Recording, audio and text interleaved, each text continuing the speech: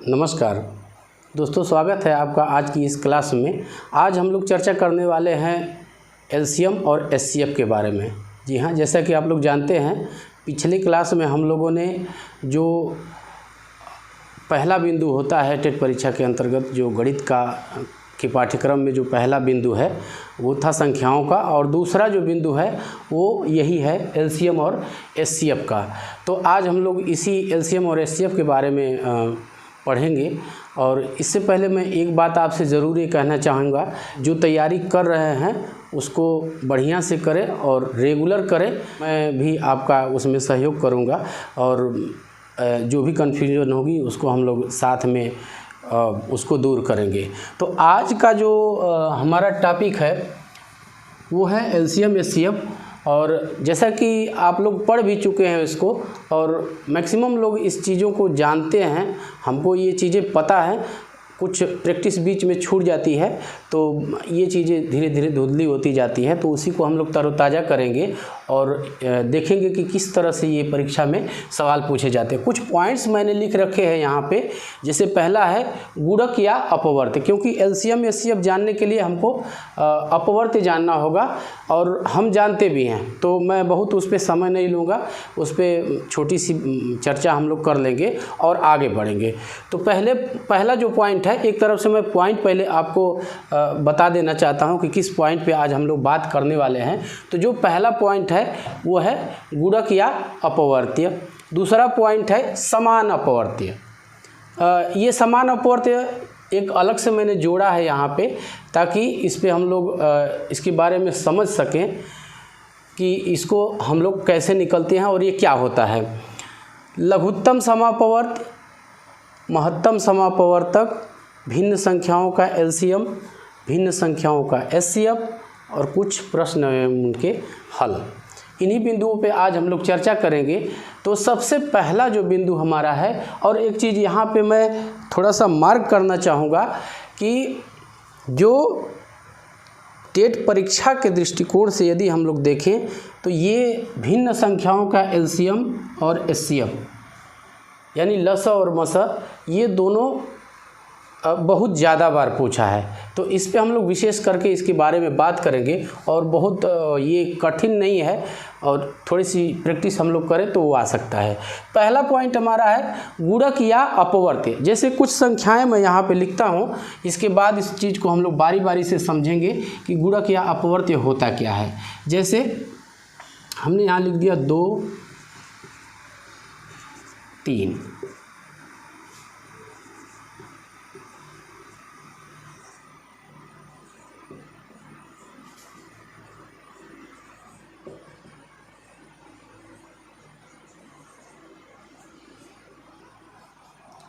और ये यहाँ पे भी कुछ संख्या हम लोग लिखते हैं 3, 6, 9, 12, 15, 18 इत्यादि। अब हम देखते हैं कि ये क्या है। ये 2, 4, 6, 8, 10, 12 और नीचे हमने लिखा है 3, 6, 9, 12, 15, 18। तो इनमें हम ध्यान देते हैं कि पहले हम ऊपर वाला देखते हैं 2, तो लिखा हुआ है 2, 4, 6, 8, 10 और 12। हम देख सकते हैं कि ये 2 का पहाड़ा है, 2 की टेबल है ये। इसी तरह से ये 3 की टेबल है। अब अपवर्त्य क्या होता है? अपवर्त्य को हम कह सकते हैं कि वे संख्याएं जो किसी संख्या से पूर्ण रूप से विभाज्य हो, वे संख्याएं जो है उस संख्या का अपवर्त्य होंगी। जैसे ये संख्याएं हैं 2, 4, 6, 8, 10, 12, ये सारी संख्याएं जो है 2 से पूरी विभाजित हो जाएंगी, इसलिए ये सारी संख्याएं क्या हैं? 2 की अपवर्त्य हैं। इसी तरह से नीचे हम लोग 3, 6, 9, 12, 15, 18, ये भी हम देख रहे हैं कि ये 3 की टेबल है, 3 का पहाड़ा है ये। इसमें बहुत ज़्यादा हम लोग को वो नहीं है, हम अपवर्त्य समझ रहे हैं, अपवर्त्य समझना चाहते हैं। अपवर्त्य क्या होते हैं? तो 3, 6, 9, 12, 15, 18 ये 3 3 के अपवर्त्य हैं। क्यों अपवर्त्य हैं? क्योंकि इन सारी संख्याओं में 3 से जब हम भाग देंगे तो ये पूरी पूरी विभाजित हो जाएंगी। अब यहाँ पे दोस्तों मैंने एक और पॉइंट लिखा हुआ है, समान अपवर्त्य। ये समान अपवर्त्य क्या होता है? क्योंकि अपवर्त्य हमने जान लिया और इसके बाद हम लोग देखेंगे समान अपवर्त्य और फिर लघुत्तम समापवर्त्य और महत्तम समापवर्तक। तो समान अपवर्त्य क्या है? अब जैसे इन्हीं संख्याओं को हम लोग लेते हैं, ये 2 और 3 का, तो इसमें ये अपवर्त्य हमने लिख रखा है।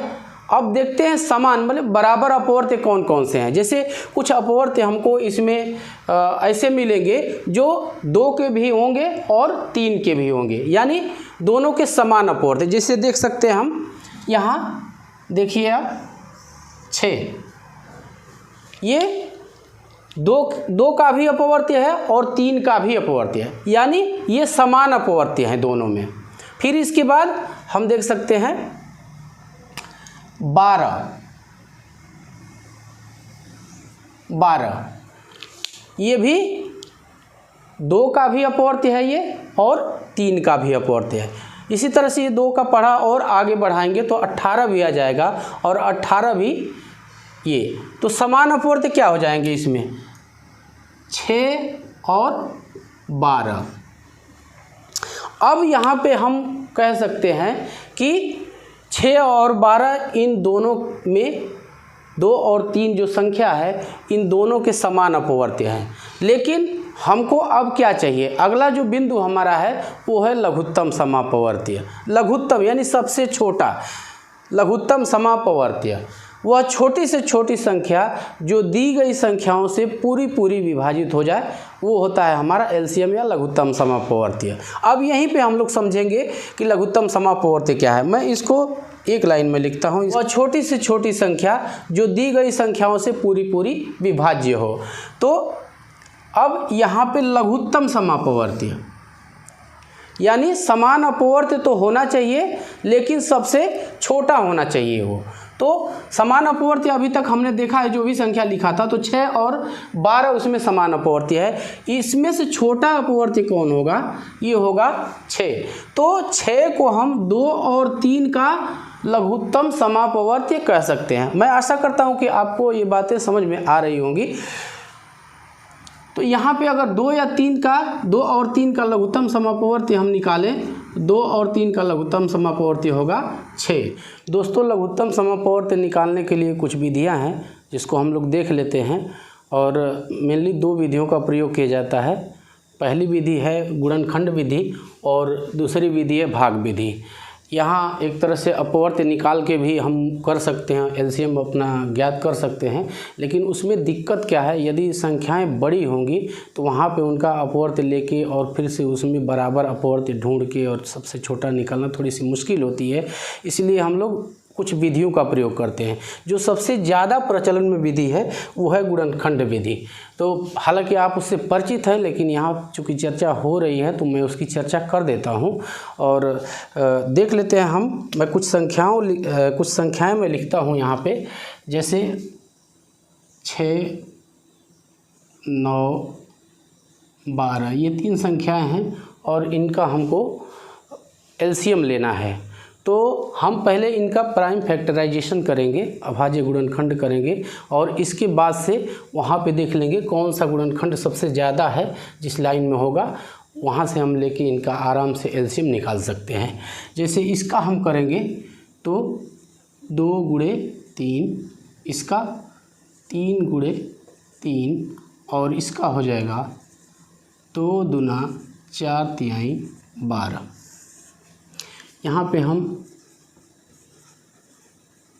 लघुत्तम समापवर्त्य, अब हमको इसमें ये देखना होगा, हमने इनका प्राइम फैक्टराइजेशन कर दिया है और यहाँ पे हमको ये देखना होगा कि सबसे ज़्यादा बार कौन सा अभाज्य गुणनखंड आया है। तो पहले हम 2 को लेते हैं, तो हम यहाँ पे देख रहे हैं सबसे नीचे वाले लाइन में, तो यहाँ पे ये सबसे ज़्यादा बार आया है, यानी ये हो जाएगा 2 गुणे 2। अब इसके बाद जो अभाज्य गुणनखंड है वो है 3। तो 3 को हम देख लेते हैं कि सबसे ज़्यादा बार किस संख्या में आया है।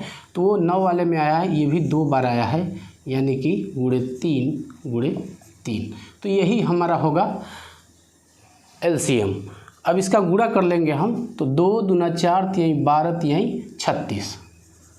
अब ये 36 वो छोटी से छोटी संख्या है जो ये दी गई संख्याएं हैं 6 9 12, इनसे ये विभाजित हो जाएगी। दोस्तों अभी तक हम लोगों ने देखा लघुत्तम समापवर्त्य तक के बिंदु जो है हमने अभी तक डिस्कस किए, और इसके बाद का जो हमारा बिंदु है वो महत्तम समापवर्तक है। और यहाँ पे पहले से ही मैंने एक लाइन लिख रखा है ताकि जो कॉन्सेप्ट हमारा है, जो बातचीत का बिंदु है, वो पूरी तरह से क्लियर रहे कि किस बात पे, किस बिंदु पे हम लोग बात करने वाले हैं।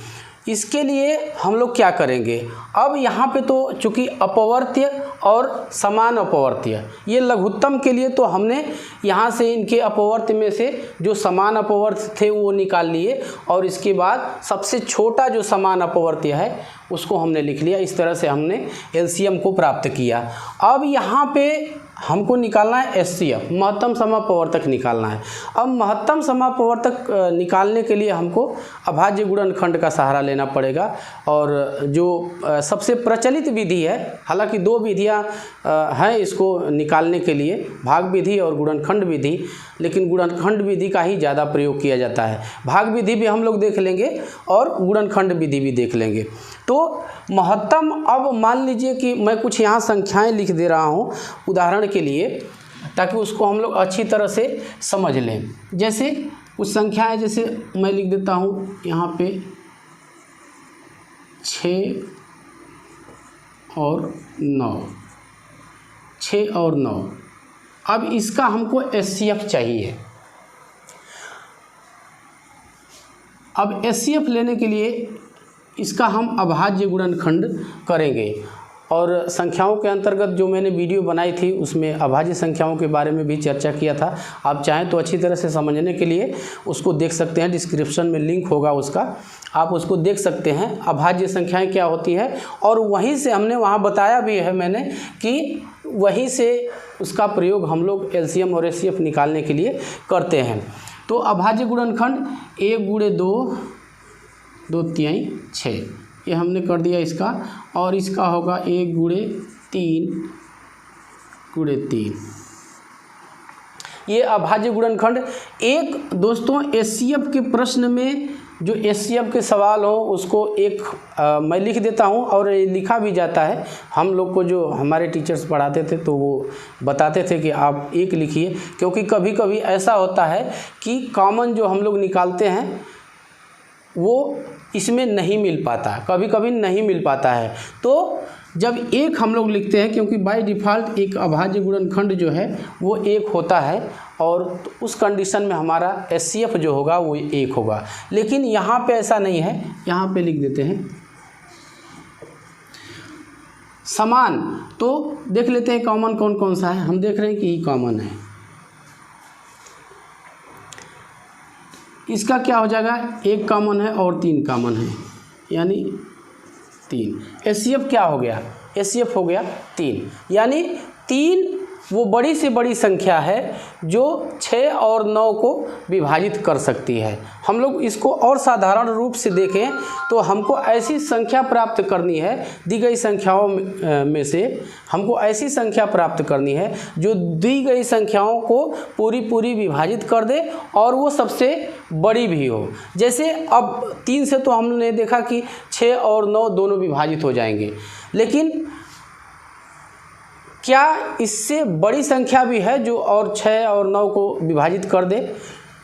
3 के बाद हम 4 से कोशिश करते हैं, तो 4 से न तो 6 विभाजित होगा न 9, फिर इसके बाद बचा 5, 5 से भी नहीं होगा, 6 से 6 तो होगा लेकिन 9 नहीं हो पाएगा, 7 से दोनों नहीं विभाजित हो पाएंगे, 8 से भी नहीं, और 9 से भी केवल 9 विभाजित होगा, 6 विभाजित नहीं होगा। इसका मतलब ये है 3 ही वो बड़ी से बड़ी संख्या है जो 6 और 9 को विभाजित कर सकती है। आशा है आपको ये बात समझ में आई होगी। इसके बाद अगला जो पॉइंट हमारा है भिन्नों का एलसीएम। अब भिन्नों का एलसीएम देखिए दोस्तों, जो टेट परीक्षा है उसमें इस तरह से आपसे सवाल नहीं पूछेगा। जैसे ये सवाल मैंने लिखा था, ये समझने के लिए हमने यहाँ पे लिखा हुआ था। इस तरह से 6, 9, 12, 15 दे दिया और आपसे वो एलसीएम पूछ ले या एचसीएफ पूछ ले, इस तरह से सवाल नहीं आते हैं जो मैंने देखा है।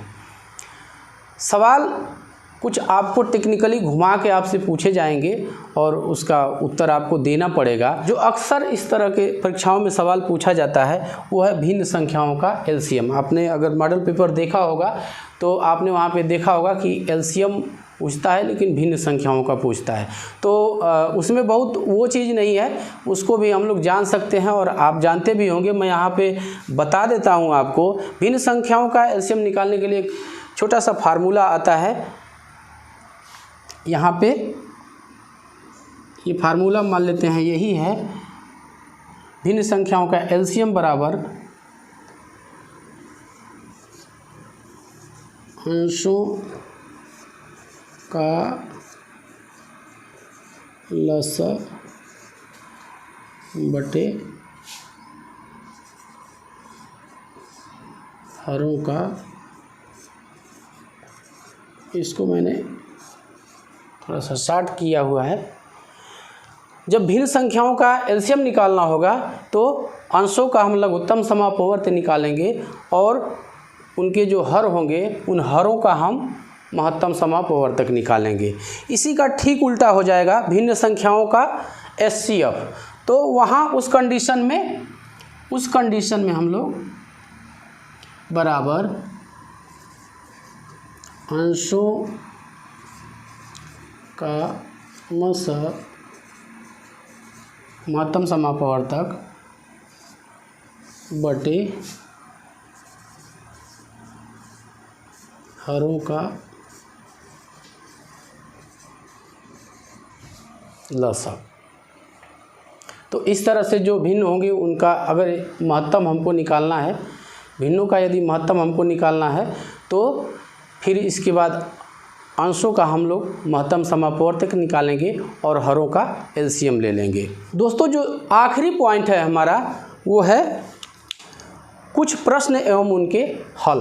अब यहाँ पे ये वीडियो थोड़ा सा लंबा हो जाएगा, इसलिए मैं इन बिंदुओं के अनुसार जो प्रश्न पूछे गए हैं, कुछ प्रश्न मॉडल पेपर से जो पिछली परीक्षाओं में पूछे जा चुके हैं और कुछ प्रश्न मैं इस तरह से अरेंज करके एक मैं वीडियो बनाऊंगा 20-25 मिनट का। उसमें हम डिटेल समझेंगे कि भिन्न संख्याओं का एलसीएम कैसे निकालेंगे, एचसीएफ कैसे निकालेंगे, दशमलव संख्याओं का एलसीएम और एचसीएफ कैसे निकालेंगे। इन सारी चीज़ों पे डिटेल एक मैं वीडियो लेके आऊँगा और आशा करता हूँ कि आपको ये वीडियो पसंद आया होगा और हो सके तो हमें सपोर्ट कीजिए और मिलते हैं नेक्स्ट वीडियो में। तब तक के लिए नमस्कार।